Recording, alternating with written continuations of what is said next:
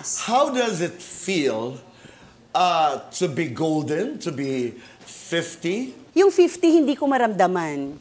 Dahil siguro ang aga kong nagkaroon ng mga anak. So yung bawat generation na yon, nadadaanan ko. And parang natira ako doon sa 20s ko kung saan ako nagkaanak-anak. I mean, dito lang to sa pang-araw-araw na buhay, ha? Hindi ko sinasabi na hindi tumanda yung isip ko through the experience na dumaan sa buhay ko. But being 50, parang sa akin, numero lang talaga siya. Minsan nahihiya ako na parang pag sinabi ng mga tao, 50 ka na. Oo, please, maniwala ka. Wow! Napaka-feelingera. No, but I understand that. Minsan, we are too busy to realize na lumipas ang mga taon. Totoo na. yun. Totoo yan. Na-busy ako ng kakapagpapalaki sa mga anak ko. At the same time, nagtatrabaho ako. Lahat pinagsabay-sabay ko. Umibig, nagpalaki ng anak, nasaktan, nagtatrabaho, bangon, dapa. Ngayon, bangon na bangon. You were around 20 years old. You were about to be launched.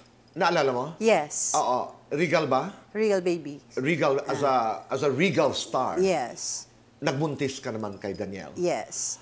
How difficult were those years? Sobrang hirap nun dahil kailangan kong mamili sa karera na matagal ko nang pinapangarap at binigay sa akin at muntikan ko nang tuparin. Pero hindi ko matalikuran or hindi ko kayang mawala sa sinapupunan ko yung unang anak na nagkaroon ako. Yun yung una kong pagbubuntis kay Danielle. And of course, my mom was there. So pinakaunang taong sinabihan ko si mama. Sabi ko, ma, buntis ako. Sabi niya, sige, 9 months lang yan. Nandito lang ako. Kung gusto mo pang ituloy ang pag-aartista,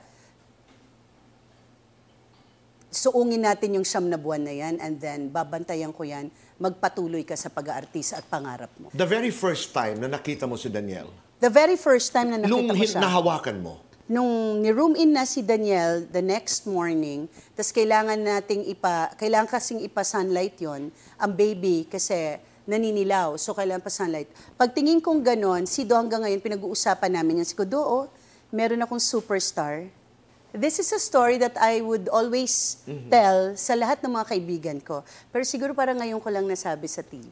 You were also very controversial dahil ikaw, wala kang tanong na hindi sinasagot. You're very open about the fact that I have 4 children. Yes. Yes, with 4 different fathers. Yes. Pag ikay binabato dahil dito, ano talaga ang nais sabihin ng puso mo? Gusto ko naman talagang maging isa lang. Pero bakit ko maipipilit ang isang sitwasyon na pakikisama na alam kong hindi na pwede, hindi na masaya. Pero lahat ng mga anak ko, relasyong taon ang pinagsamahan nun. Hindi naman ito mga, diba, na dumaan lang. At hindi ko kilala mga ama. Ito ay relasyon sa bawat mga ama nila. Taon ang mga pinagsamahan, 4, 3, 5 taon ang mga pinagsamahan. Sa 4 kong mga anak, sa 4 na ama. So, hindi ko naman sasabihin na kapalaran, pero kung nangyayari sa buhay mo, ibig sabihin na kaguhit yon sa palad mo. Dahil hindi naman ako naniniwalang, ay, okay na ako, ayoko na. Hindi. Talagang trinabaho, sakripisyo, luha, na bakit hindi, wala na naman ang sakit ulit. Bit-bit ka na naman ng anak, hiwalay ka na naman. Diba? Hindi madali yon. At walang magkakagusto na gano'n ang maging buhay. Na maya't maya nasasaktan ka. At sila'y nabuhay because of love. Bunga ng pag-ibig. Sila lahat ay bunga ng pag-ibig. Diba? At walang nakakahiya ron. Kasi lahat naman tayo nagkakamali at mas naging pansinin lang yung sa akin dahil ako'y isang artista.